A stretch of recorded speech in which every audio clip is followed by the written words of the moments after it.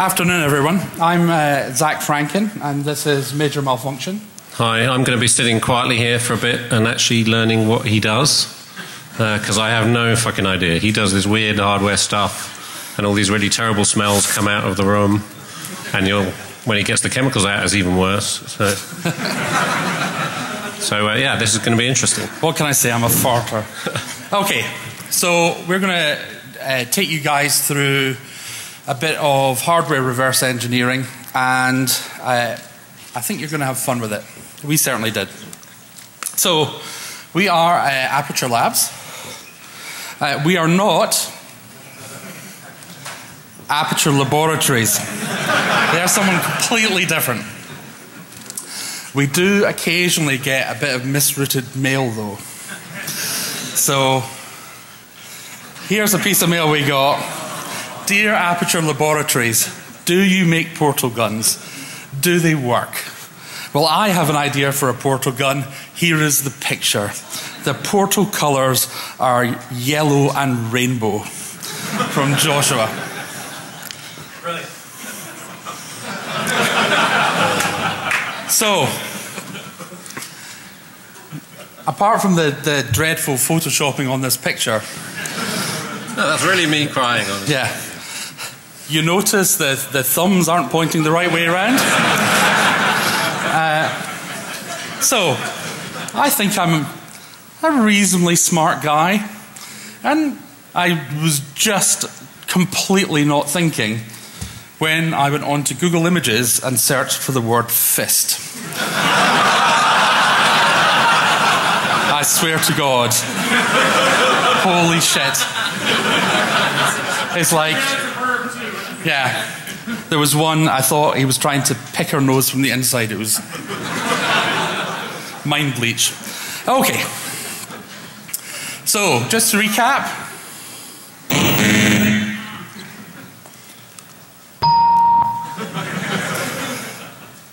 Okay.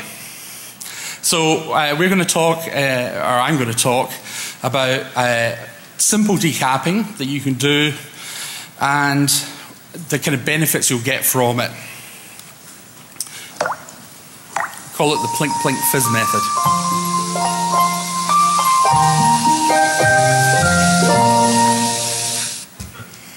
So, need some ingredients. Some nitric acid. So, normally between 70 and 90%. You can get it up to 99.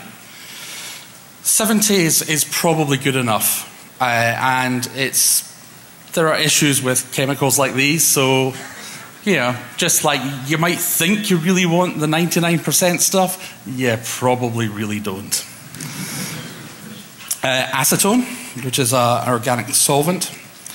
A hot plate, because the hotter the nitric acid is, the faster the reaction, so you can have a chip, you can drop it in room temperature nitric acid, nothing will happen. Actually, that's not quite true. The legs will miraculously disappear and just actually disappear right into the package. It's like, ooh, there's very small holes on the side. But as soon as you start to get it a bit warmer, amazing things happen. Borosilicate glass beakers. These are Pyrex beakers, so they can withstand a bit of heat without shattering. A pipette, just for moving liquids around. And an acetone wash bottle. Again, just an easy way to apply your acetone. And some Petri dishes, which are useful for sorting out the results. So, you see that? What can I say? And the other one, the other great place to get some of this stuff from, Amazon. Who'd have thought? I bought some, I'm trying to think, potassium nitrate from Amazon. And I'm like, okay. And at the bottom, and I've seen this on a couple of occasions, the other people bought sulfur and charcoal. And it's like, okay. My favorite was I was looking for aluminium powder, and other people bought iron oxide, and magnesium ribbon. I'll sling them into one of these slides, actually, now I remember it. Okay, so eBay is your friend. The shit we bought from eBay is astounding. So, as you can probably gather, this stuff can get quite nasty. Nitric acid, particularly bad. So, it does what we want, particularly to dissolve organics. So the epoxy packaging on the chip is the thing we want to get rid of. But it'll also take out metals as well, dissolves copper, and does all the other lovely things acid does. It will burn you. It has choking fumes, so as soon as you take the cap off the bottle, it'll start fuming away. You get fumes from the acid. You get fumes from the stuff the acid reacts with, and that's typically nitrogen dioxide, toxic of course. And yeah, if you get a lungful of nitric acid vapor, there's about an 8-hour delay before it has a nice catastrophic effect. I mean, it'll be really unpleasant initially, and then 8 hours later, bad stuff will happen.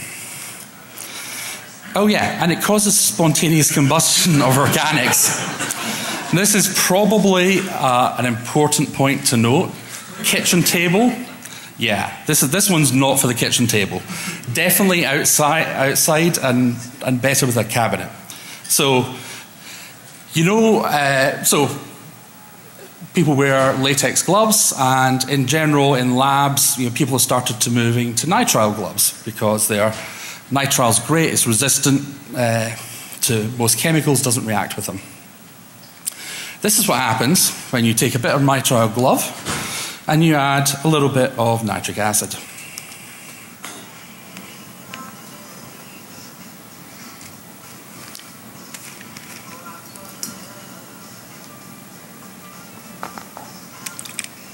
Bye-bye.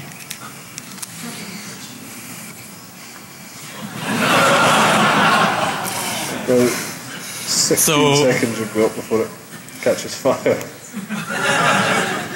So you definitely want to be a bit careful with it. Okay, acetone is only a little evil. It will dissolve plastics in particular. It can be really handy for getting inside smart cards and things like that. Has choking fumes, and apparently it's a little bit carcinogenic as well. Oh yeah, the fumes are heavier than air, so if I'm working with it up here, the fumes are going to cascade off the table and onto the floor and spread out. So the guy back there is going to have a nice little pool of acetone fumes around him. If it rolls down into the basement, yeah, it's interesting stuff. Yeah, and again, you won't really smell anything, but there's a nice layer of it on the ground, and yeah, bang. So, safety. We use a fume cabinet. You've just got to also think about how you're dealing with this stuff, especially the nitric acid, and where you're storing it. Handling it, think about where it is, where you're moving it to. Is the container open? If you've got a pipette and you're moving it across to your sample, if the pipette drips, what's it going to drip on? If it spills, where's it going to run? And what's it going to hit as it runs? So just kind of be aware in your head what's going on. Also, you can neutralize it with baking soda because it's an acid. We use an industrial neutralizer, which costs, you buy it in cases of 6, it costs about $200. It's amazing stuff. You just sprinkle it on and it color changes when it's safe. It's like perfect neutralization for dummies. So here's our fume cabinet. Any ideas where the fume cabinet was acquired? eBay! £10 this fume cabinet cost. It cost £35 to have a cab go pick it up. Now, it sounds like a great deal, but it is safety equipment, and this is called a recirculating fume cabinet. So some fume cabinets just suck things up and vent them straight outside. This is designed to vent back into the room, so everything goes through a filter. Therefore, there's no way I'm trusting the filters from a 10 quid eBay fume cabinet. So a new set of filters cost about 500 quid to put in. But you can use direct vent outside, or a lot. Don't like your neighbours, do you? Yeah, a lot smaller fume cabinets. Oh, and again, you can do this stuff outside. And that's how I started doing it. The other thing, just be aware of the wind, because if the wind changes, your big plume of nitric acid fumes that was going over there, all of a sudden, heads towards you. And even a tiny kind of little bit, very unpleasant.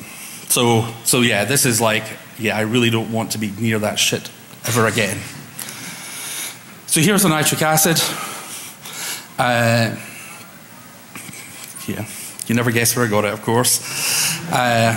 You use a beaker and pipette, and the great thing about this is you don't need to use a lot.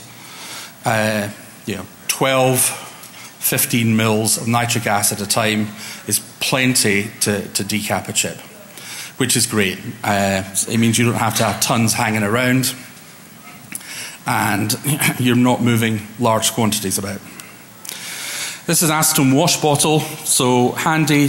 You just fill it up with acetone. The straw, when you're not using it, you just pull up above the level of the acetone, and the acetone will stay, as it's heavier, it will stay in the bottle. So, here is a simple example. This is a PIC chip, PIC 32, and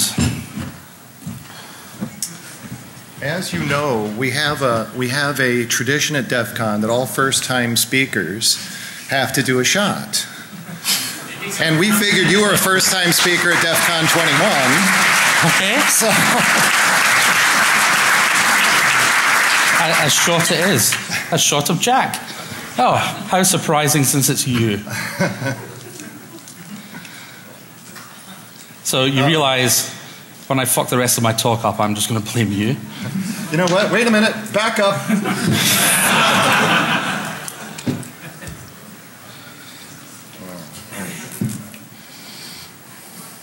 Excellent. How come I have to drink one because he didn't? That's not fair. Cheers. All right. Let's hear it for these first times. Cheers all. DEF CON 21.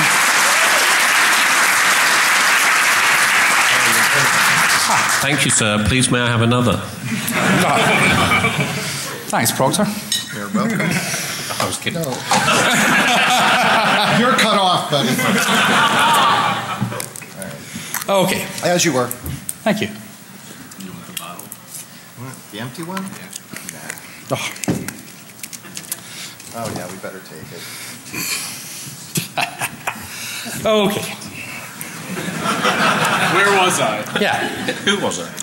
So, this is a microchip PIC 32 chip, which I had knocking around, and I had more than one of them, so I'm like, okay, so we'll use this guy. It's a very modern chip, so it's very highly integrated. So the level of detail on it is very small.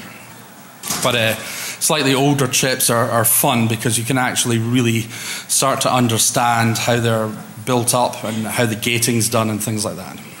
So, as soon as I pop this in here, one of the things I want you guys to look for is on the kind of bottom side here. As soon as it's dropped in the beaker, it'll react instantly.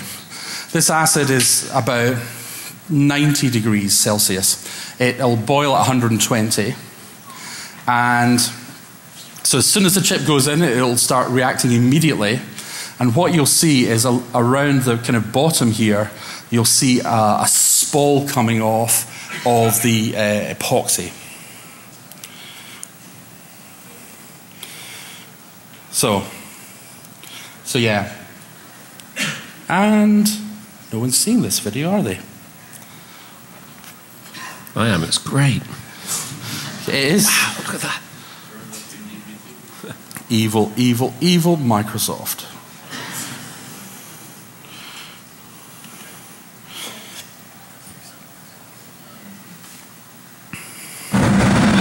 Right. Okay. Actually, that was... Okay, so look for the spall around the bottom of the beaker. Here we go. Instant reaction. Boom. The Petri dish on top is just to kind of contain the fumes a little bit. So the brown fumes are nitrogen dioxide, and you can see here this dark cloud is the epoxy coming off the chip.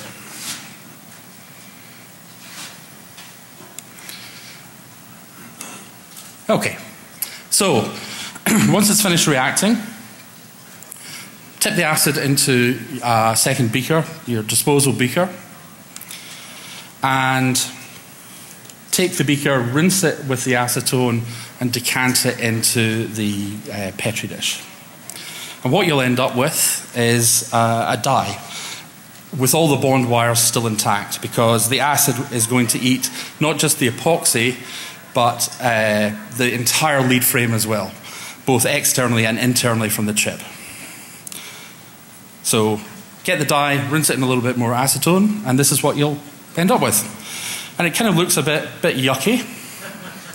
There's still a little bit of epoxy on there, but again, another fantastic eBay purchase. These are like 30 quid, and they're amazing. They will just remove all the shit from anything, including chips. No, they're really cool. So we've used them with water, we've used them with water in them, and then a beaker of acetone with the chip sitting in it. And absolutely fantastic. And if you have watches or jewelry or glasses and you pop them in this, the first thing you're going to go is, holy shit, am I a filthy person? The amount of, you'll see it'll just be coming off. It's like, oh my God. But they're amazing. They're super cheap these days, the little ones. And if you get one, don't forget to do your wife's and girlfriend's jewelry. She'll love it. Okay. So after it's had a trip through the cleaner, this is what we've ended up with. Now, this is not a particularly great microscope picture, because a really cool microscope doesn't have a lens big enough to take the whole chip. So this was done with a small, crappy USB microscope. But you can see it's cleaned up a lot. One of the other things you'll notice that's missing are the bond wires, or a lot of the bond wires. That's because the chip was vibrating around in the ultrasonic bath, and they simply got knocked off. They're pretty fragile. So let's take a bit of a closer look. So this is it under a microscope, and this is one of the kind of identification areas of the chip. These numbers here represent the layers. So the dye is built up in layer upon layer upon layer. So as the chip's manufactured, you take your puck of silicon, you've got your wafer slice off it, and it's constant. So basically you expose, start from the beginning. You've got your wafer, you lay down a mask, which is a chemical that is etched away by typically ultraviolet light. Once that's coated, that resist is coated on the die, you have a large image of the portion of the chip. You focus it down onto the die, onto the wafer, expose it with ultraviolet light, and then you rinse the resist chemical away, and that just leaves an exposed area which you can then dope with another layer of silicon and just build it up and build it up and build it up. So these identifiers are kind of registration marks for each layer as it got laid down, so they can see, well, actually, we did actually put down layer 156. The reason the colors are different is because of the different depths, they are reflecting the light slightly differently. Okay, never again, not Jack Daniels. So let's zoom in a little bit more. A little bit more. So you can get some really great detail. Okay, here are the bond wires. These, as you see, there's the two on the left-hand side of this picture are actually missing. They got simply vibrated off. So there are typically two types of bonds. This is called a ball bond, which is the more modern technique. The older technique is called a wedge bond, and you can actually find wedge bonders on eBay, of course, if you wanted to take the die and try and put it into a new lead frame, but there's better techniques. The ball bonds are quite clever. The wire comes out, it gets hit by a little paddle, there's an electric charge between them, and it kind of causes the little gold wire to fuse into a ball, and then it ultrasonically pushes that ball down and ultrasonically welds it onto the pad. If you go onto YouTube and search for die bonding, the speed the die bond machines go at is truly unbelievable. And they're literally dropping a bond on the die, taking it to the lead frame, ding, ding, ding, ding, ding, ding, ding, at the speed of light. It's unbelievable. So why the hell are we doing this? It is a reasonable question. You've sat there very patiently while I've rambled on. Well, there are some really good reasons to do this, actually. So here's a really simple example. A friend of mine is a cinema model maker, and he was actually one of the guys that built the Hogwarts model. And we're having a beer one day, and he started talking about this plug. Now, this is given away cheaply by one of our power companies in the UK, and it's a power-saving device. You plug your computer into the master socket or your TV, and your peripherals into the slave sockets on the side, and when you turn the master on, it turns on the peripherals. Simple, easy. But what they wanted to use it for was dust collection for power tools. So basically, they'll plug the power tool into the master, the extraction system will be plugged into the slave, and as soon as they turn it on, extraction starts and they can go. The only problem with this is there's a 5-second delay between the master turning on and the slave turning on, and that they just can't handle that. The alternatives, the actual, if you went to buy one of these, they charge 150 quid, so about 250 bucks for something like this. This costs 8 quid, so for something that's doing pretty much exactly the same thing. So he'd mentioned that someone had hacked this and was asking me about it. So when we actually take a look at it, it's a pretty simple device. So on the top here you have a little power supply. The next important thing is this resistor here, resistor 17, which is to measure the current. So here are the actual important bits. We have two chips here. A Cirrus Logic chip, which is nice and clearly marked. Cirrus Logic is the vendor. It's a CS5466-ISZ. Type that into Google and you'll get the data sheet and you're off. And then we've got the OC706. Or if you look at the other plug, it's the OC708. Can't find anything about this device. Now, when you read the Cirrus Logic data sheet, this is a current frequency converter chip. So it's measuring the current across that resistor and it's outputting a frequency that's proportional to the current consumed. And it needs a clock as well. And this, when you reverse the circuit, this OC706 chip is supplying the clock to the Cirrus Logic chip. But after a ton of Googling, and it's quite interesting because you'll actually see other people searching for, Google suggesting, oh, did you mean OC708? It's like people are searching for similar parts. Now, it makes sense that this is a small microcontroller. But unless we know what it is, it's completely useless. So the guy that hacked it basically pretty much replaced this entire chip with a PIC chip, kludged it in, and away he went. But we can do better than that. So if you plink this, plink fizz this chip, this is what you get.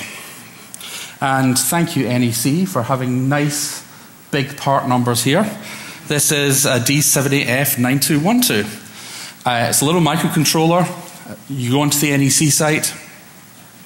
Here's a compiler for it. Here's all the development tools. They're all free, so we're away. Major here hasn't quite had it dumped on him to write the code, but that's coming shortly. That's because some idiot destroyed the chip. Yeah, plenty more where those came from. Okay, so other interesting things. This is some masked ROM. It's another chip, so slightly older, and we're going to zoom in a little bit and zoom in, and it starts to look quite interesting. So this is an area on the chip. You get really close, and you can actually really start to see some proper texture. Okay, so one of the things we decided to do was clean the image up a bit. So we're going to use an acid. So the very top layer of the die is what's called a passivation layer. It's just a simple layer of silicon dioxide glass to protect the chip, the electronics underneath, from any contaminants in the epoxy. So it's just basically to seal the top. But again, if we remove that, we'll get a nice fresh image.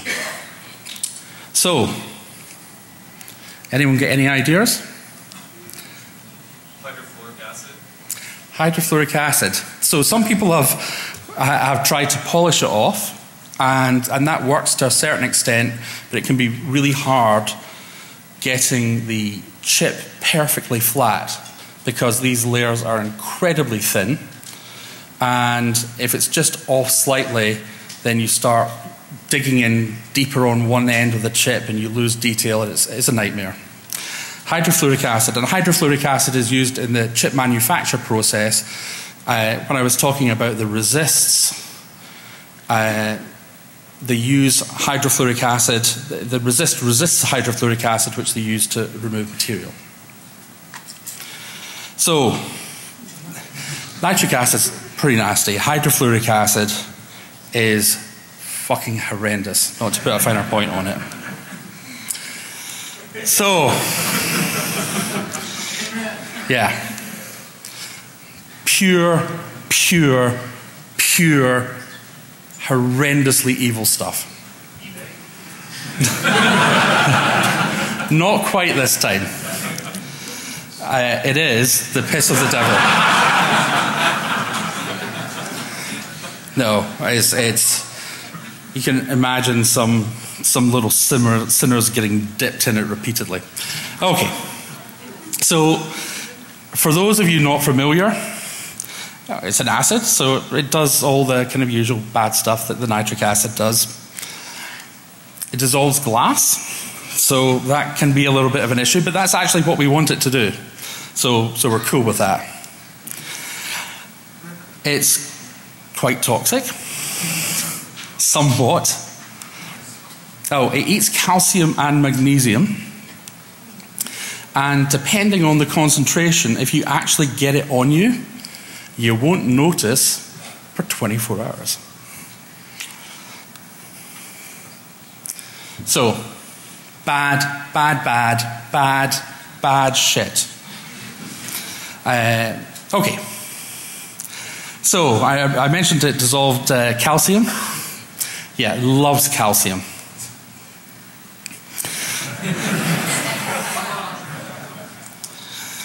Yeah. You wish. It looks like this. So, anyone notice anything about this picture, especially the one on the right, apart from its extreme grossness? Sorry? Okay.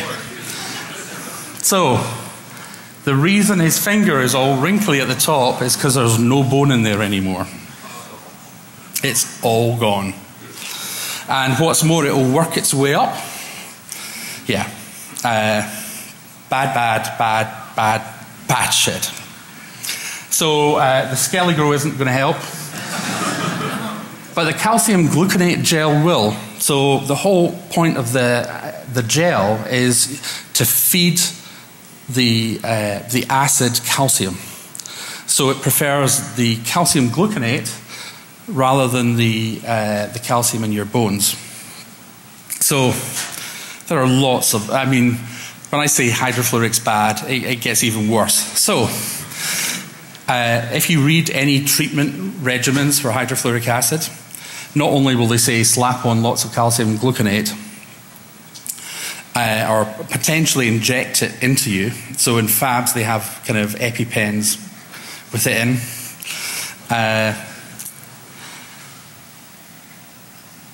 The treatment regimen says, under no circumstances give the victim any pain relief whatsoever. No local anesthetics, nothing. Because they know that they've finally treated you when it stops hurting.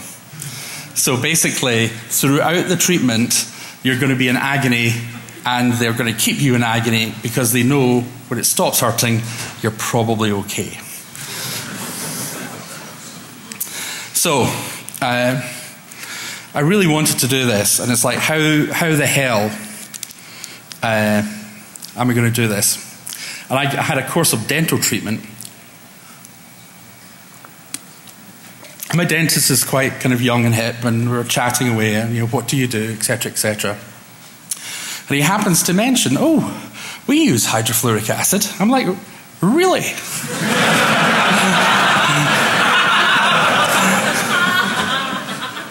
And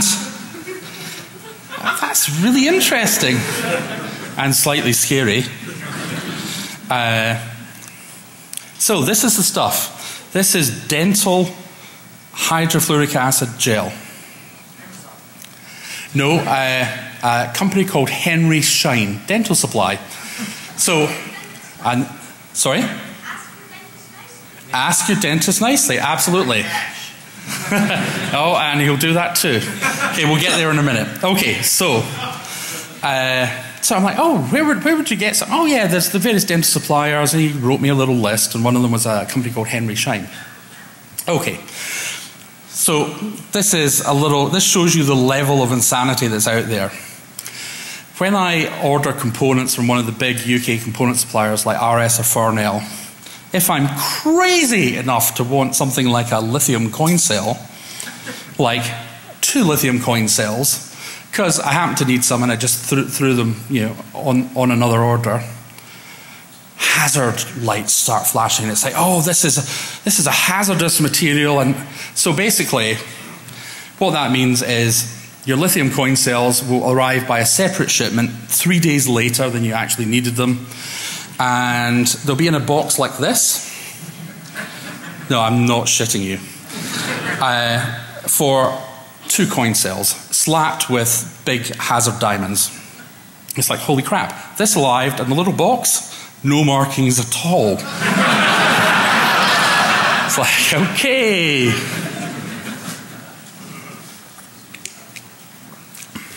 So, it arrives in these little syringes, and yeah, some interesting things. So they actually use it inside your mouth. So the hygienist will be there with the extractor, sucking away, whilst the dentist is putting it on your crowns to roughen them up before he applies an adhesive. But it's designed for dentists. You know, it's not for chemists or for people working in fabs. It's designed for a dentist who is kind of quite technical, but you know, he's not a chemist, he's not a rocket scientist, he's a dentist.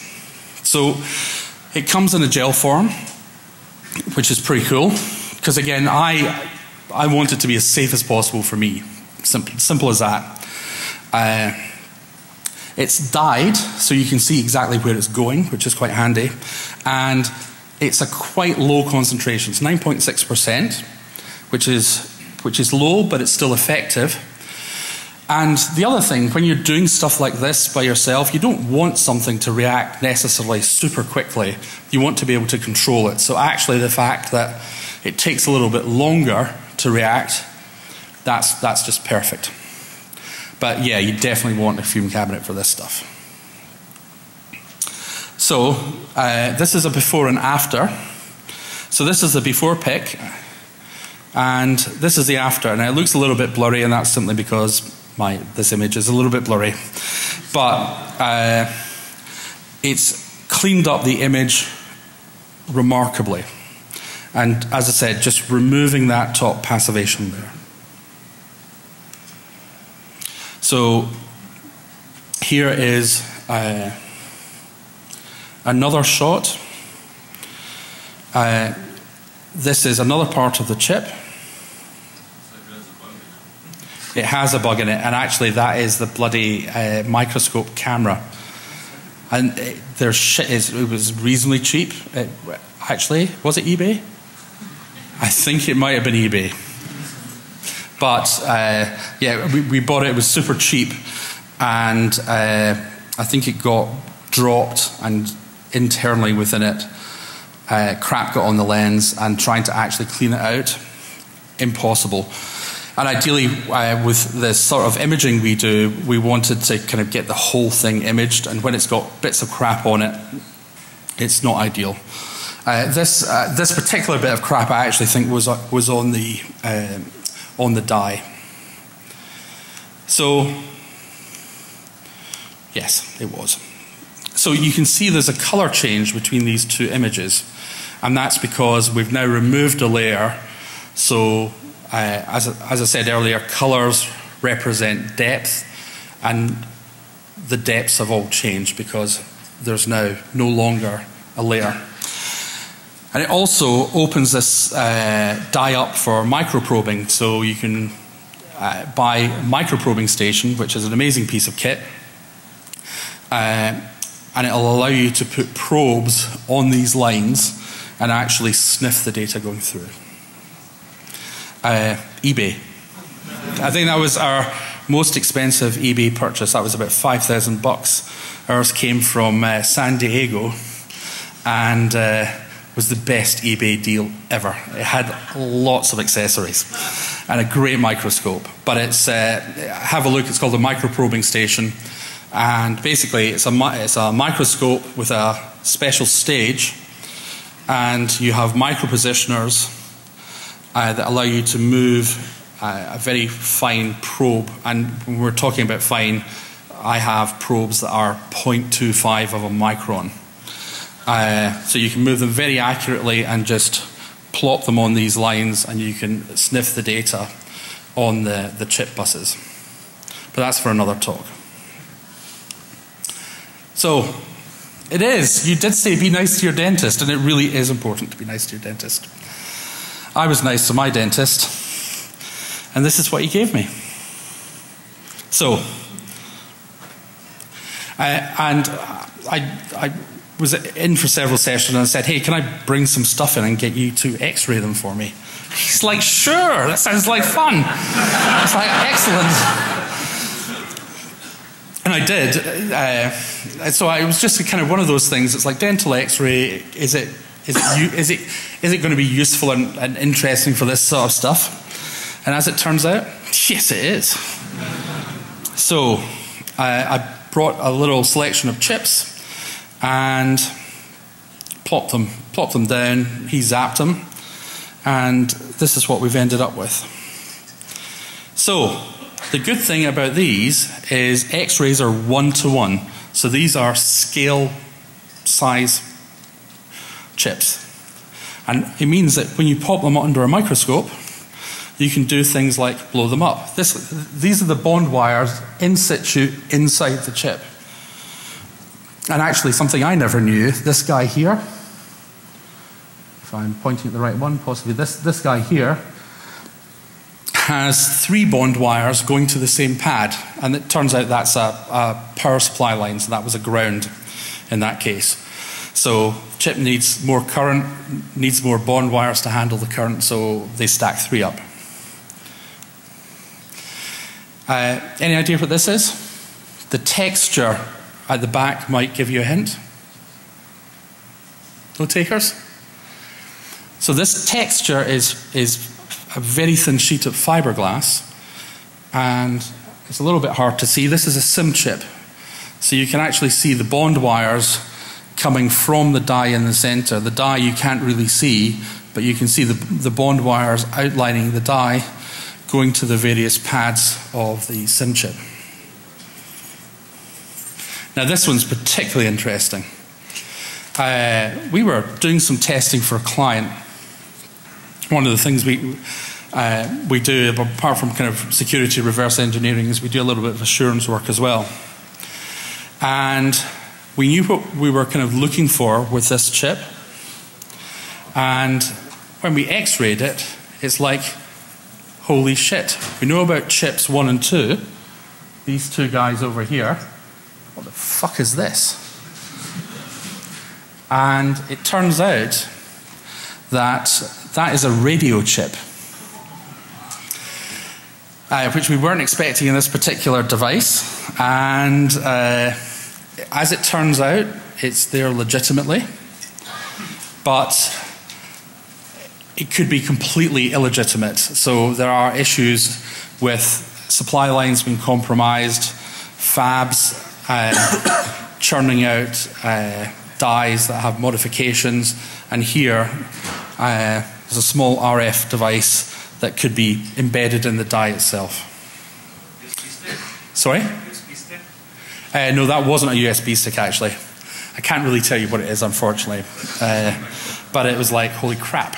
So given that the guy in the middle is a processor and the one on the left is an EEPROM, you know, what we were actually doing was look at the bond wires between the processor and the EEPROM and watch the conversation between the two.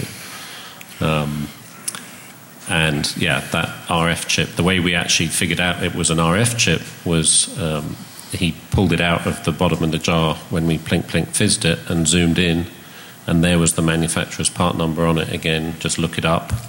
Holy crap. But the interesting thing was, I must have plinked half a dozen of these chips, and I'm going through, go through the debris, and I'm picking out, and actually in this particular case the processor and the EEPROM, there's bond wires between them, so they're joined together. So they're easy to spot and you just pick them out. And then I kept coming across, like a few weeks later, after I'd done a whole bunch of them, I noticed that there was you know, bigger chunks in the crap at the bottom, and it turned out to be this little die. Yeah, at that point we hadn't x-rayed it, so we didn't know exactly what we were dealing with, and we only were expecting those 2 chips in there. So yeah. So that was very interesting. And as I said, it's like, oh, what is this? Oh, there's several of these. Where the hell did these come from? And actually, there was on every chip I'd plinked, there was one of those lurking in the grunge at the bottom. So with this particular project, we wanted access to sniff the data on these lines going between the MCU and this EEPROM chip. So plink fizzing it isn't going to cut it because I need the chip to be operable. So there is a handy machine to do it. It's called a Nicene Jet Etch. It's amazing. It's like this size, so you pop your chip in and it will etch a hole in it down to the die. Only problem? $22,000. I have a constant eBay search for them. Yeah, I haven't seen one yet. So it's like, okay, it's $22,000, but I reckon it's doable. So came up with this design. This device is called the Decapinator. And I wrote a blog post about it, and saying, okay, I've got this design, I'm going to send out for the bits and I'll fill you in. Well, I'm a lazy fuck and haven't actually updated to say, actually, yeah, it works. So you actually get to see the results. So this was my plan for it. So you have a hot plate at the bottom, your flask of nitric acid. You have, in this drawing, a syringe pushing air in so that the nitric acid comes up. I ended up using an aquarium pump. And Teflon is resistant to hot nitric acid. So I got Teflon rod of 2 different sizes. And I wanted to try and use simple tools. So this can all be done with a drill press and just some simple woodworking bits. And the Teflon cuts like a dream if you use woodworking tools on it. So I chopped out these 2 cups, drilled a hole through the bottom. I learned a little bit about pulling glass pipettes. It is simple, unless you want the pipette to be absolutely straight, in which case it's a fucking pain in the arse, but it's doable. And I also wanted to be able to control where the acid was going to mask it into a particular area. So after a lot of research, I came across this rubber, this gasket material called Viton ETP 600S. And then I tried to find it. So I looked in all the usual places, eBay and Amazon, and I didn't do Craigslist actually. I've never done Craigslist. I don't know why. I'll have a look actually. But sorry? Okay. Well, I eventually tracked down some people that did. And on the way, I came across, it's made by DuPont. I came across a DuPont distributor, because apparently it's quite new, that when I said, oh, I'd like a sample of Viton ETP, he actually wet himself on the phone. He was laughing down the phone at me and saying, this is rare as rocking horse shit. No, it is. So I finally tracked someone else that I could order a sheet of. And I said, okay, so I'd like to order some Viton. And it's like, oh, how much do you need? Well, I don't need a lot, just really, 6-inch square would be fine. And it's like, oh, no, that won't meet the minimum order, which is 940 millimeters square. And I'm like, okay, yeah, that'll be fine. Okay, that'll be £1,700 plus VAT. So basically the better part of $2,500. And I'm like, yeah, I don't need the Viton that badly. And I did actually track down someone that sold me a kind of 6-inch by 6-inch slot piece of it, It actually had a hole punched in it, so I think it was actually on a proper sample sheet, sample little book. It was 200 quid. But in the meantime, I'd gotten some regular Viton on Amazon. Big sheet like this, 40 quid, 60 bucks. And I realized that actually the cheap stuff works because I'm only exposing it for a reasonably short period of time. The Viton ETP 600 is designed for making gaskets for pipelines that are pumping nitric acid and shit like this. So actually, I can have something, the regular Viton, when you look at the specs on how they test this stuff, it's like, okay, we're going to immerse it in nitric acid for 24 hours. And it's like, oh yes, and it expands 5%. And it's like, okay, that's fine. It's going to be nowhere near like 24 hours. And even if it did expand 5%, yeah, who cares? Not with the stuff that we're doing. So we ended up not using the wing nuts. We actually have a spring pressing down. So the nuts are still there, but under the nuts is a spring, and it just presses down that top plate. And there we go, that's slightly better. And I also realized that once you cut the aperture in the Viton, a handy thing to do is to super glue it to the chip. So therefore it becomes a kind of monolithic, thing, and the Viton isn't going to be slipping off the chip, etc. And it ended up using little strips of Viton with the hole cut in the end, so you could put it in and line it up with the aperture that the acid is going to jet through. So this was an early mask, simply cut with a scalpel, but you can use handy things like leather punches and things like that. And this was the first trial. So this was, I think this is an MSP chip, little TI MCU. And this was the first go. And actually the results are not too bad. It got a little bit close to the edge because it wasn't particularly well aligned. And my aperture is a lot larger than I actually needed for the die. And actually that's one useful thing about doing X-rays or doing the plink plink fizz, is that you can actually find out exactly how big the die is and where the die is in order to do some alignment.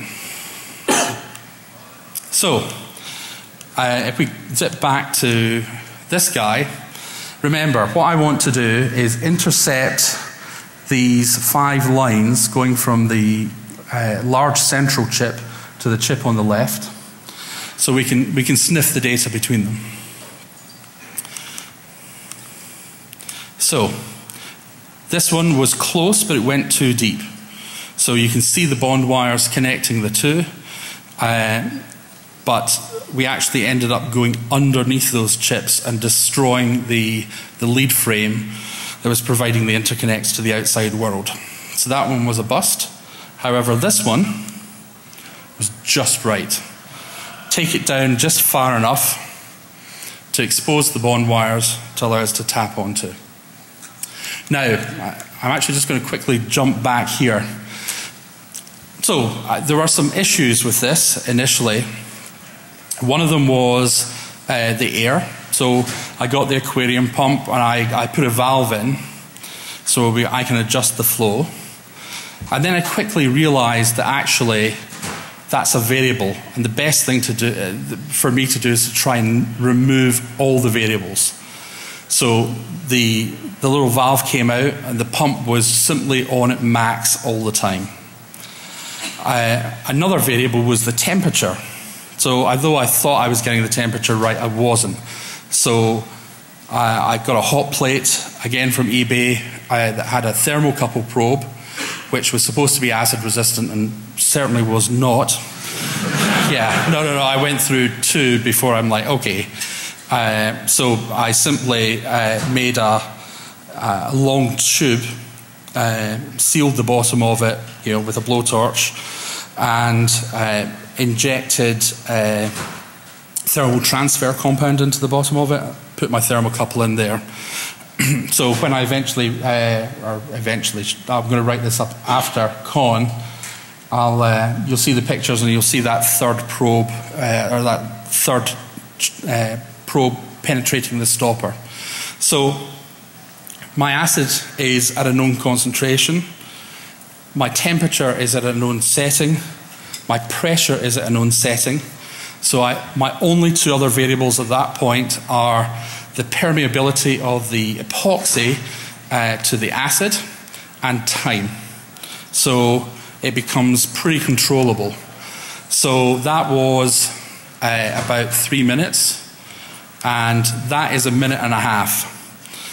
1 minute 30 seconds, and it will always do this. I've done 20 chips like this.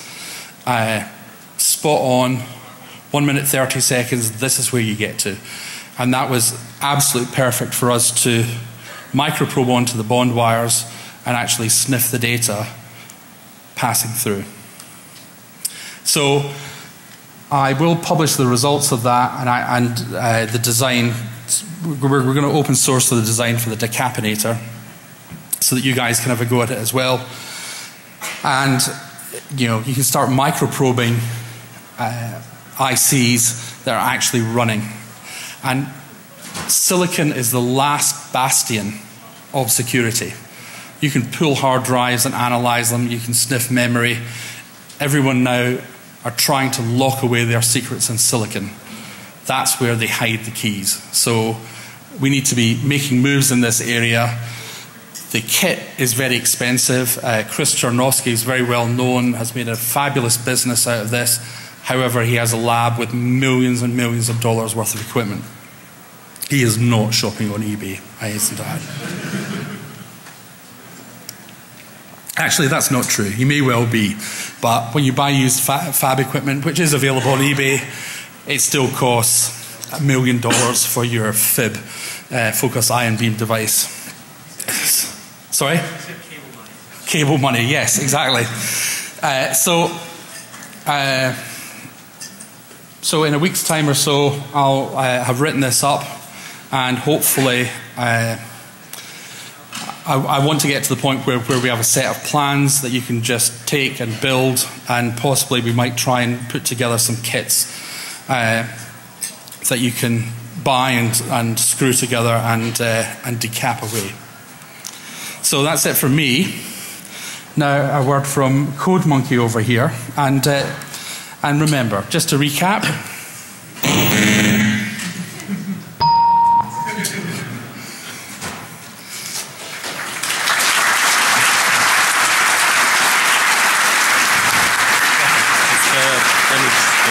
Sorry? Is the image of the chip on the end? No, but we can go back.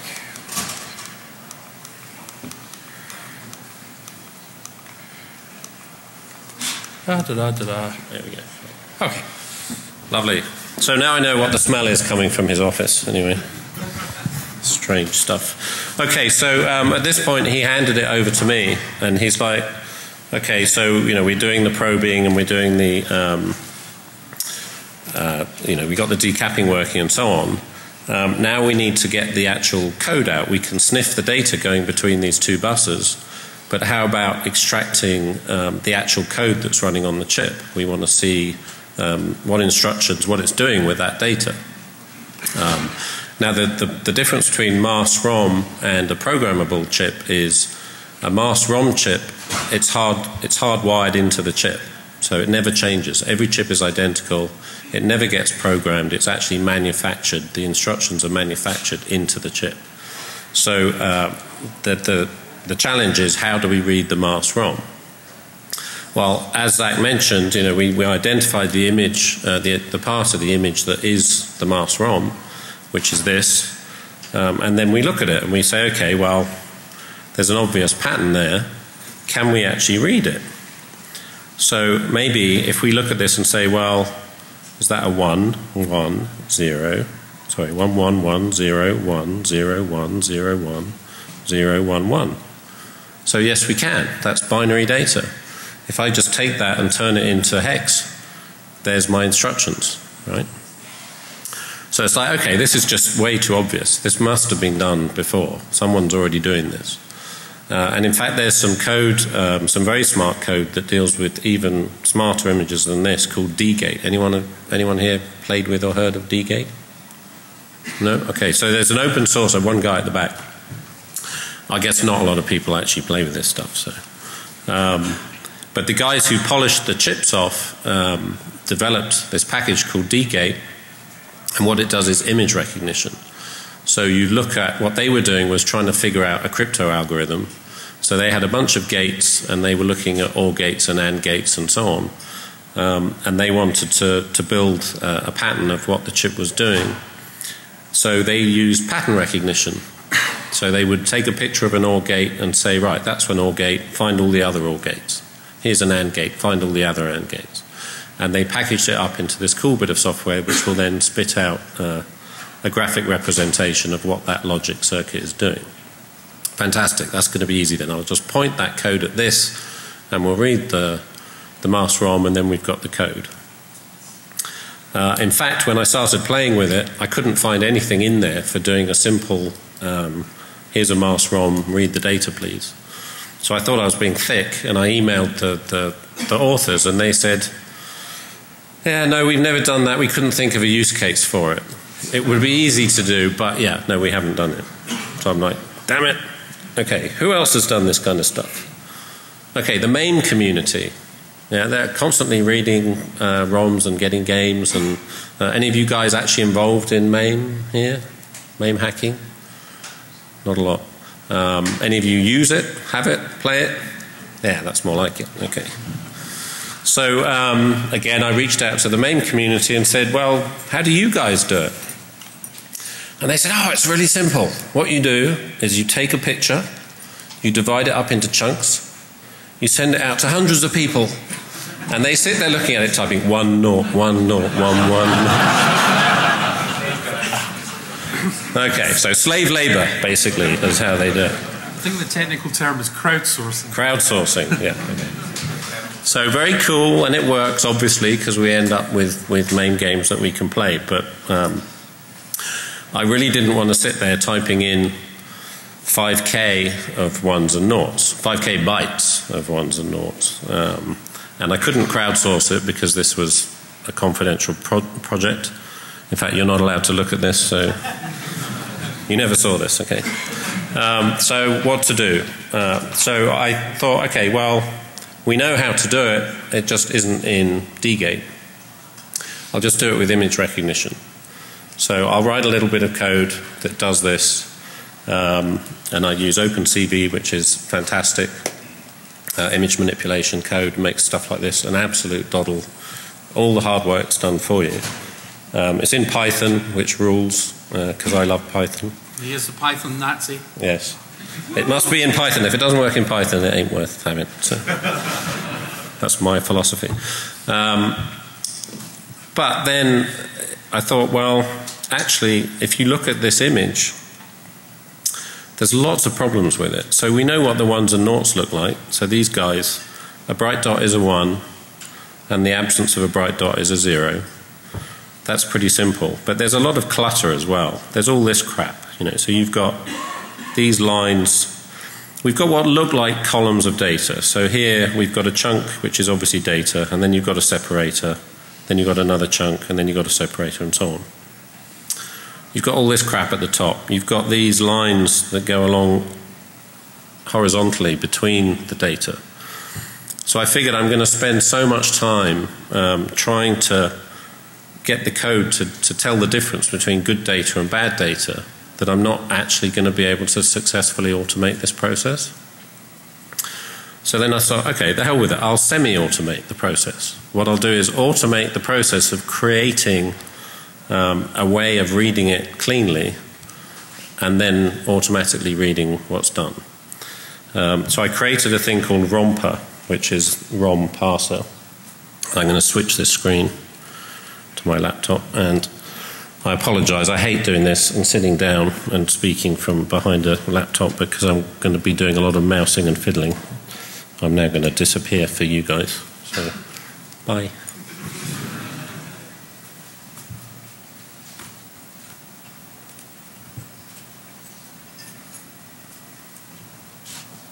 It all goes horribly wrong.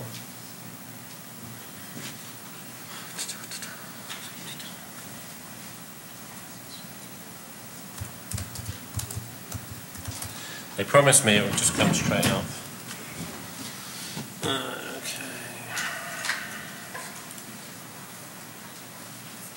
So the laugh is, when we were in the green room and testing it with the projector in there, it was my laptop that was fucking up left, right and centre. He was like, yeah, mine's fine. Okay.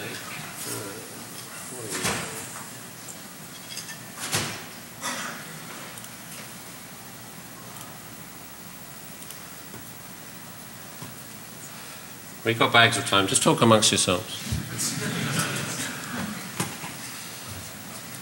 I got a question. Yeah, go for a question. Can you talk about how glove tops, different kind of glove tops impact what you do? The question was, how do glob tops impact? And glob tops are, is it a chip on board you're talking about? Yes. Yeah, okay. So the industry term is COB, chip on board. So basically the die is placed directly on to the PCB, and then it's die bonded across, and then they drop a drop of very runny epoxy to actually I'm just going to reboot. Solidify. So we haven't tried those. I mean, we've tried them in to the point that we've decapped using the Planck Fizz method things like SIMs, which are so heavily armored in the silicon, it's unbelievable. So you can see all the chips we've seen here, they look great. You can actually see the pathways and areas on the chip. If you look at a SIM, which is intended to be secure silicon, the top of it is just pretty much a layer of gold armor designed to disable the chip if you penetrate it. Interestingly enough, it may well be possible to do with the decappinator, because the decappinator ended up being such a useful tool. I could actually decappinate the chip. So initially I was taking the chip off the PCB, putting it through the decappinator, putting it back on. I was actually able to get to the point where I could decappinate the chip while it was still on the PCB. So I was putting whole PCBs into the decappinator and pitting that one chip, and yeah, that was pretty cool. I thought it may be possible to do, and it turns out it totally is. I mean, the boards were very small, so if you had a larger board, you're going to have some sort of support structure, but it's totally doable. Sometimes they're like spherical.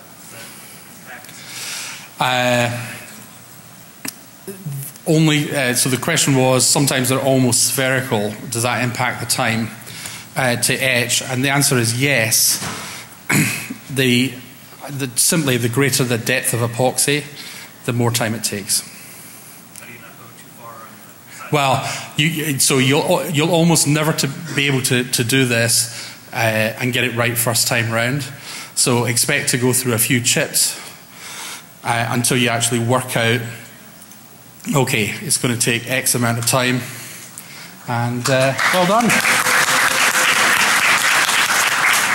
Yeah, so expect to go through a few chips before you actually work out, okay, actually, in that case, it's going to take me 130 to actually get to where I want to be. Okay, Major. Cool, thank you. The demo gods are with me, hopefully, so far.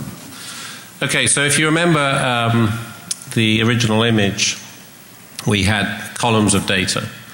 And basically what you have to do is look at those columns and try and figure out exactly what you're trying to create. So my idea was, I'm going to create a grid over the image, and where there's an intersection, because it's all nice and neat rows and columns, where there's an intersection, that's a point of interest, And if there's a dot there, that's a 1, and if there isn't, it's a 0. And if you're outside the grid, just ignore everything. So romper, you tell it basically the image name, the number of bits in your horizontal line, and the number of rows, the number of lines. So if I say romper bitmap, I counted 16 in each column, and I'm going to do 2 rows at a time. You'll see why this is relevant in a minute. So if I go back to the original view, so basically this is our image, and I reckon there's 16 bits in each of these sections. So the first thing we do is apply just a color filter, and I can actually filter it to try and get the dots down a bit smaller, because remember we're trying to identify whether it's there or not. So now what the tool allows you to do is create this grid. So the first thing I'm going to do is say, okay, this column here is my start column. Hopefully you can see a little blue line has appeared. Can you see a blue line on there? No, okay. Can you now? Yeah. So here's my final column, 16. Because it's nice and even, it's drawn in the rest of the lines for me. So that's 2 mouse clicks so far. So now here's my first row, and here's my second row. Remember I said there's 2 in each row. So again, if I get rid of the image, we've now got a little grid which is the 2 sets of intersections. And now if I just say, okay, here's another group, and here's another group, here's another group. So we're very quickly building up our grid. I'm going to do this fully, so bear with me a second.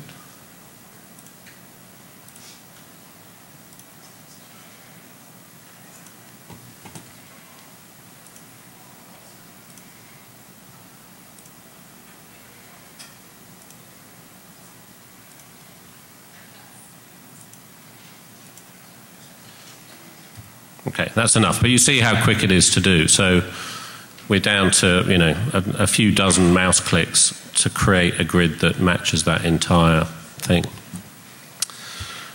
So if we now go back to the image, what I can do is say, okay, wherever there's an intersection, tell me if there's a bit there or not. So I'm going to do a read, and it's now gone, yeah, I see a bit there. These guys don't quite line up. We know that this pattern is completely the same. You know, it's a repeating pattern, so all of these lines should look the same. So what I can do is click on this guy. This is just me being slightly inaccurate when I'm clicking the mouse. I try and center. Basically, when I click on a mouse, on a dot, I try and automatically center the line horizontally and vertically. The problem is you can't really tell with a mouse where your exact click point is. What I ought to do is change the cursor to something more accurate. But I'm lazy, and it kind of worked, and it was quick and easy. So if I now go into edit mode, I can just move that line till it lines up a bit better. Move this guy. Or if it's out horizontally, I can move it that way and that way.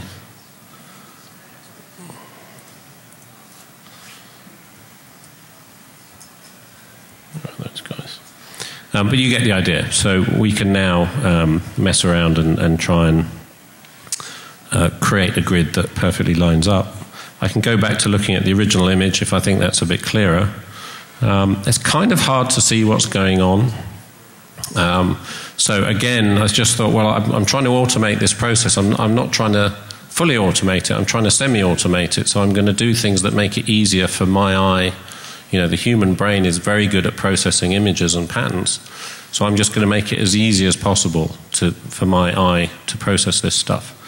So you can do things like switching off the grid and checking what's underneath, switching between the original and the mast. And then I have this nice mode called peephole mode. So you get rid of everything that's not an intersection. And if we also get rid of the grid, you can now see, well, this guy is not lined up at all. So if I go and edit him, I can quickly line that up, and you see when you're dead on, and there's a nice round dot in the center of your thing. And if I reread, this is where it all goes horribly wrong. Oh, because I'm not displaying the grid, put the grid back on. We've now got a clean read of those 4 bits now. We also want to try and make sense of the data. So in this particular case, we knew that an unused piece of ROM has a hex value of C1. So what looks like, if I come out of peephole mode and we look back at the original image, there are these big chunks of unused data here. Okay, so here's obviously program, and here is nothing. And this repeating pattern, therefore, we would say that must be C1s. So what we should see here, because it's 16 bits, I'm hoping is C1, C1. Now, the quick amongst you will have noticed I ain't going to get that. But, so what I can do is say, okay, take these bits and actually show me a hex value. We'll get rid of the mask and the image. Reduce the font so we can read it. And here we have the actual values that are decoding for each of our groupings. And clearly that's wrong.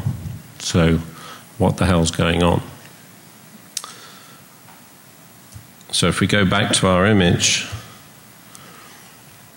turns out, see these guys here, these are lead wires coming in to read a column of bits. And if you count them, 1, 2, 3, 4, 5, 6, 7, 8.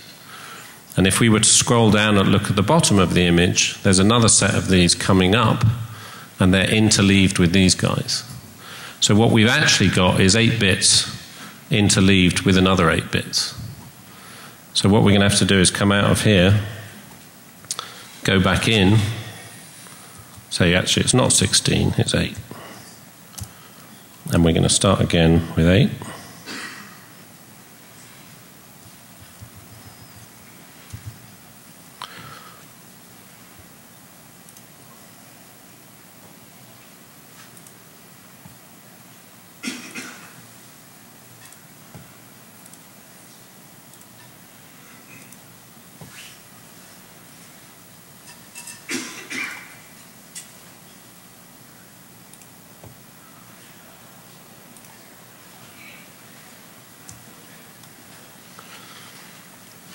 And now you can actually see, okay, so those apertures, basically the automatic aperture size is based on the size of the gaps between the lines, so I can actually reduce those a bit if it's over-reading. We'll adjust this guy. Adjust this. Oh, you can flip bits as well, obviously.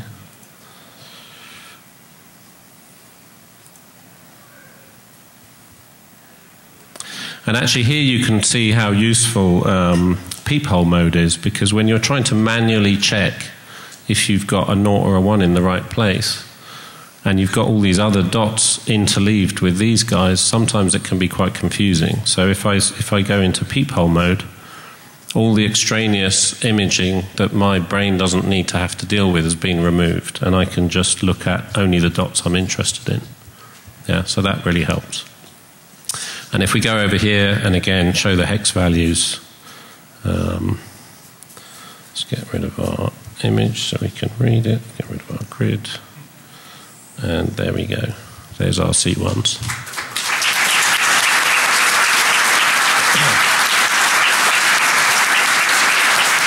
Thank you. So yeah, that was quite a satisfying moment. It's like, ooh, it actually works. So we can dump that to a file, and I've already done that. So I now have a hex file, which if we go and look at that, this is only a tiny portion of the code, obviously, but it's enough to show you that without my client having to put a hit on us. So, and they would. Okay, so here we have our C1, so lots of little blank areas. So at this point, it's like, okay, we've got the code, we've extracted the code from the chip. Now now what? We need to disassemble it. Okay, well that's easy. It's a published device. It's this particular thing is called a Mark IV.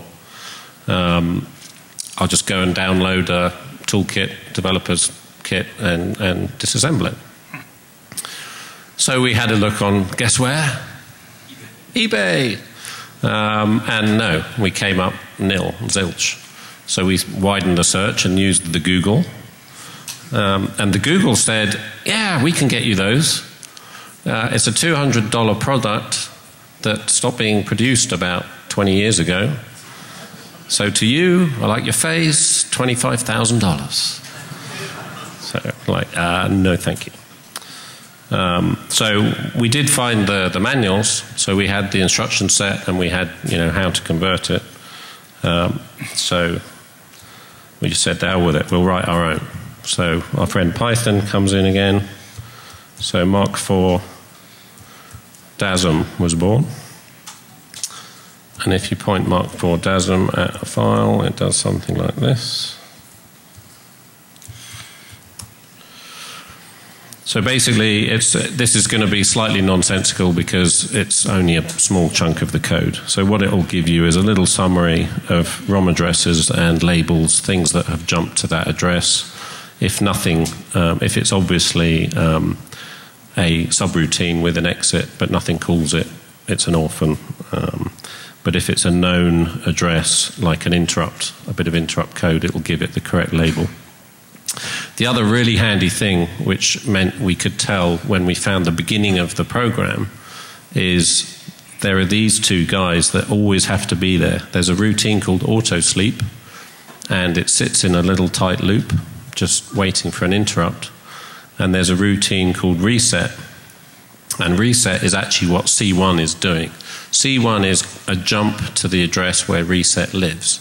So if your code goes mental and your program starts running off into oblivion, eventually it'll hit a C1 and C1 will reset the chip. So all the blank space in the code is a jump to reset, which I thought was a really smart thing to do. So instead of just being a null, a NOP. So anyway, you get a little summary of what it's found, you get summary of variables, and then you get the actual disassembled code.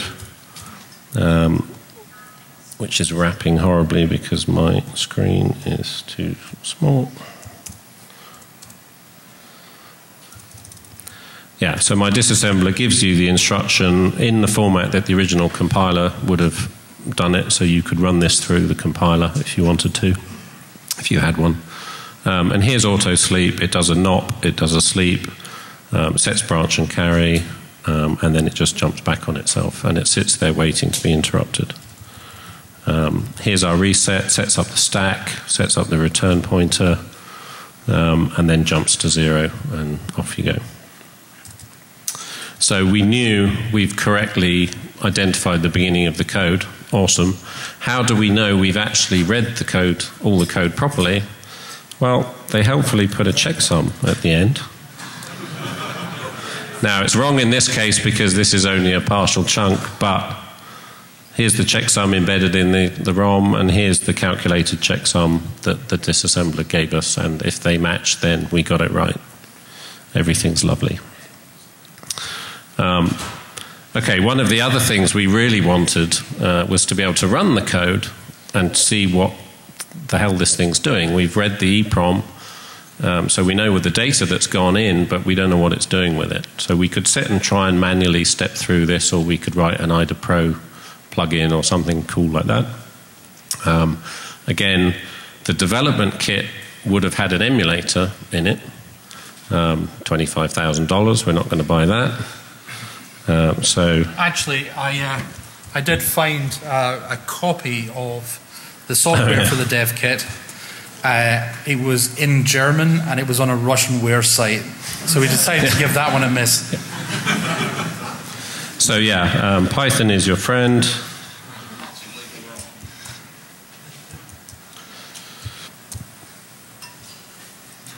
A whole chunk of this is being cut off, but I have to say I was absolutely blown away when he showed me this. This is cool shit. Yeah, so we can single step the code. We can set breakpoints on read or writes on the output port. Over here, you can't see. You've got all the registers, the stack. It's got 2 whole variables, X and Y. It's a really powerful chip.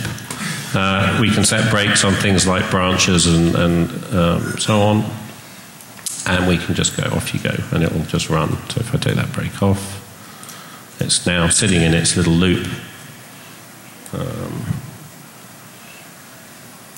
And you can see the branch. You remember that instruction that set branch and carry and then jump to 0? That's what we're doing. And I will probably crash it if I now generate an interrupt. Doink. Yeah. So it's jumped off into code that doesn't actually exist because this is only a partial fragment of the code. But this gives us now the ability to run whatever we want. We can feed the data in via a pseudo EEPROM, which is plugged into this, and so we now completely own that chip and all the code that was in it and all the data it was chewing on. So that's it.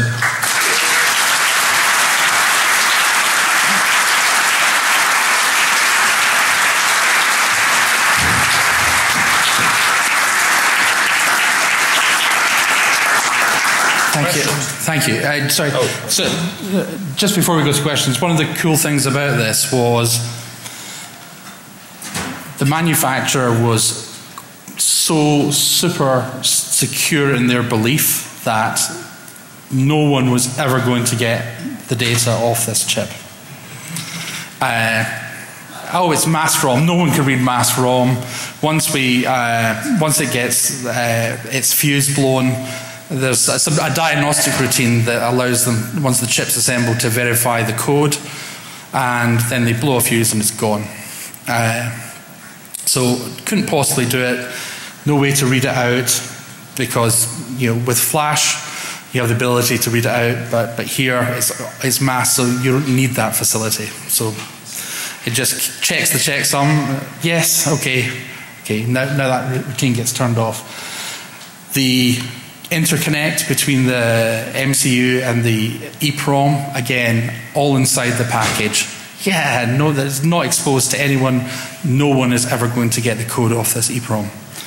And it just shows you what you can actually achieve and how woolly some of their thinking is.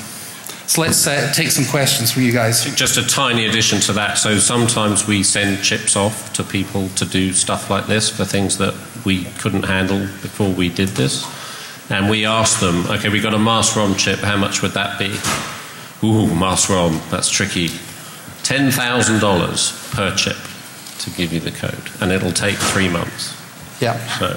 And that chip, the chip we asked about, had 512 bytes of mass ROM. This had 5K. And actually, I think it was actually $25,000. It was horrendously expensive.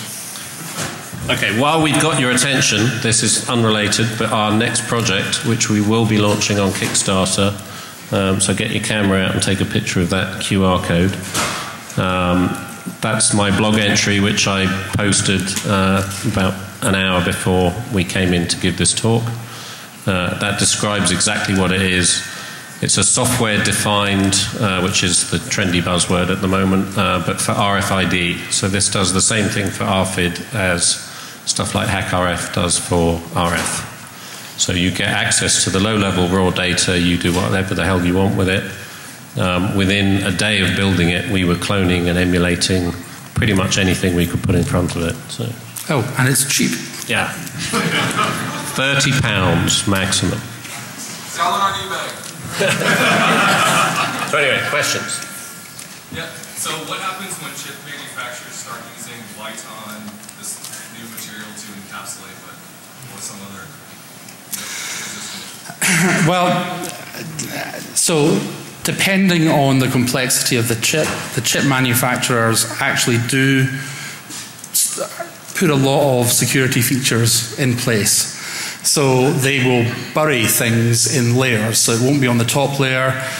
It'll be 8 layers down, and they'll put a security layer over the top a security mesh which is designed to destroy keys if the chip's powered and it's damaged in any way. So there's actually, and when we first got into it, we were actually kind of quite pleasantly surprised that the chip manufacturers actually take security seriously. Of course, what they're trying to secure is their customers' IP. So we tend to find that we do a lot of embedded systems reverse engineering.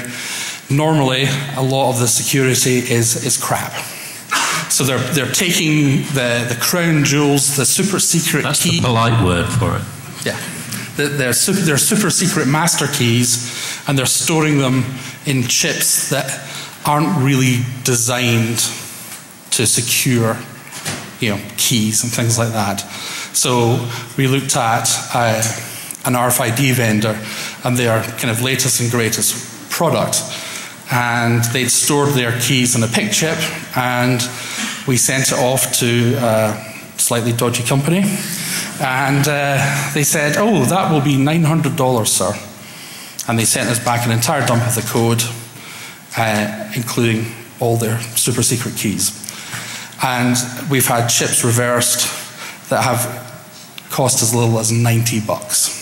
So if you have a cheap PIC chip, $90 will get you the code. So they're tending to, with the higher end chips, actually put some effort into trying to prevent this from happening. Proper on-die security. Let me start by saying that I'm deeply impressed with the range of skill sets you brought to this basic problem. Not just, hot mic.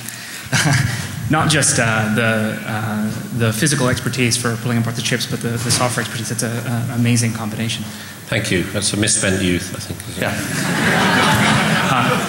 For those of us, with that said, I'm curious as sort of the amount of time you have poured into this project, end to end.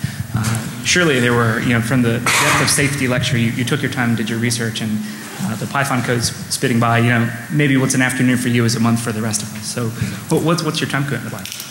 Well, we've been doing this stuff between us for 20 years, so it's a bit here and a bit there. I don't know if you actually sat down and tried to do it in one chunk. I don't know, but the whole point of stuff like this and Decapinator is we're trying to solve those problems and then step everyone forward. We need to move into a situation where you guys can get up and running within a week, not a year. I mean, I guess how long did we start on ACID? So I would have said, sorry guys, I would have said probably this one project kind of opened, it kept diving into new areas. So I would have said probably to get to the point where we had the Decapinator and we were extracting data and ROM power was in existence, maybe 6 months from starting from a hard, cold start. And it wasn't as if we were working on this full time for 6 months. It was 6 months elapsed, and it was a background project that was kind of ticking around. So actually, probably if you sat down and just focused on it, probably something like a month to end up where we were. That's fascinating. Thanks for sharing. Thank you. Hi guys, great, this is great stuff, I love it. I have a question about, it's kind of a chip implementation question. In a lot of the microcontrollers like the PICs and the Atmels, you mentioned there's fuse bits that the manufacturers can set, like burn your code, verify the code, blow to fuse bits and nobody else can read it. Would it be possible with the Decapinator and the probes to reconnect a fuse rather than having to read all the data back out of it? Absolutely. Sweet. Yeah. So, and in fact, a guy called Bunny Huang did go have a look at his blog, and it was a little demonstration. It was fantastic. So he hand decapped a PIC chip, and he masked out. He worked out where the fuses were, and realized that the fuses had been covered by a little metallic gold plate. And he realized that, okay, you're covering it with a plate, but there's still a passivation layer in between the plate and your actual kind of fuse, which is effectively a transistor. So what he realized was, right, if I mask out all the other UV sensitive parts of the chip, and I put it at an angle, I can get the UV to bounce under the shield and just cook it and discharge the little transistor, and he could read the data right out. So there are companies around that will go a lot further and will really dig for you. And actually, on a related note, we've used the decappinator to drill a hole, and then his very precious micro probes to selectively break wires and then probe on and actually feed our own data in instead of what was supposed to be coming from the other guy. And the feeding machine, so we're all about getting this into the backroom economy, so you can do this yourselves. So where would we have got the thing that sends the data into these probed devices, do you think? Not eBay, no. We got it from SparkFun, and it cost like £30, and it was called a Bus Pirate. So.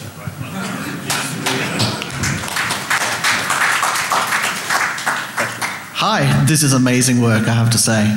The gentleman before me actually asked the question I was going to ask, so that's easy. But a quick comment about hydrogen fluoride. You can, an alternate source as well, which is fairly safe, is the stuff which you use for etching glass. And it's not in a gel form, it's in a cream form. I don't know if that's also usable for the same thing. Oh, almost certainly. I hadn't come across that. I'll certainly have a look at that. Yeah, I mean, that may well be a better source of it than the dental stuff. And I used to work in a lab where they had the real stuff.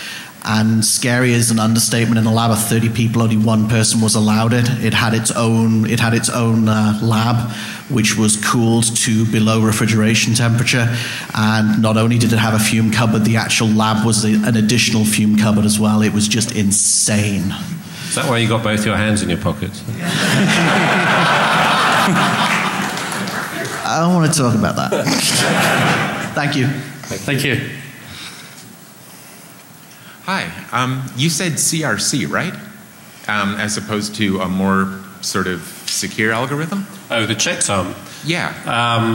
The checksum was actually quite interesting, and it's documented, and obviously the code is available. You can go to the Aperture Labs tools page, and the Mark IV DASM is linked off there. You can download it, and if you like Python, you'll probably puke when you read my code, but the checksum is actually two checksums. The left-hand byte is a left-hand checksum, and the right-hand byte is a right-hand checksum, and they just do a slightly funny wandering algorithm that would definitely go wrong.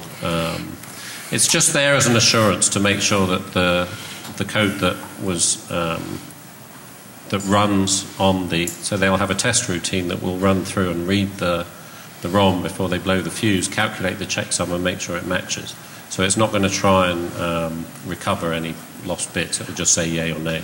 Yeah, and the fuse is there only to disable the test routines for the chip. So can you generate the CRC after the fact to make sure it's still good? Yes, in fact, the disassembler, my disassembler, will show you what was stored. The last 2 bytes in the ROM are the checksum, and it will also recalculate and tell you what those came out as, so you can see if they match. Is this? Can you poke a running chip to get it to give you the checksum, or is it only this stored in the end, or stored? I mean, can you get it to calculate the checksum? There is a test routine built into the chip, and in fact the chips have, there's 2 chunks of code. When you look at the chip, there's the chip that the customer put in, and there's the chip the code that the customer put in, and the code that the manufacturer put in. And the code that the manufacturer puts in, doesn't actually. Sorry, the screen resolution's wrong, so you couldn't really see what that was. But the code the manufacturer put in will check it for you, but it then gets disabled once they've done their tests. Okay. Possibly you could run it with the $25,000 emulation thing, but we never got that. I was wondering if you could use it as an oracle to glitch out parts of it as it was calculating, but not if you can't. I don't think so, but yeah, nice idea. Yeah. Thank you. By the way, that screensaver, did anyone recognize what that was? Yeah. So again, don't know if it's on. Is it on the Aperture Labs page? I don't know. But in my blog, I have a blog about writing the Python code that went and grabbed the last frame of every episode of The Big Bang Theory, so that I could have a screensaver that has those in it. And the code is published, and if you want to save time, so are the copyright infringing images. So. Brilliant work, gentlemen. I noticed that when you ran the Romper program, you used the original non-fluorinated versions of the chip. You didn't use the etching compound before and after. Yeah, for that image, for that particular process, we had already finished by the time Zach perfected his technique. I was already working on the original images, and in fact the reason he looked at cleaning it up was because I was having difficulty with some of the bits. It was not actually clear whether it was a 1 or a 0, and I couldn't determine looking at it. So I couldn't even correct it myself because I was just guessing if it was a 1 or a 0. So. Yeah, I don't know how much time we have left. Is there a speaker Opsgoon in here? We're the last talk, so we can go as long as you guys can stand us. So it will work with both. The last thing between you and beer is us. So it will work with both then? Say again? So it will work with both, whether you... Oh, yeah. Yeah, absolutely. And it's just how clean can you get your image? Okay, I think that was the last question anyway, so thank you. Thank you.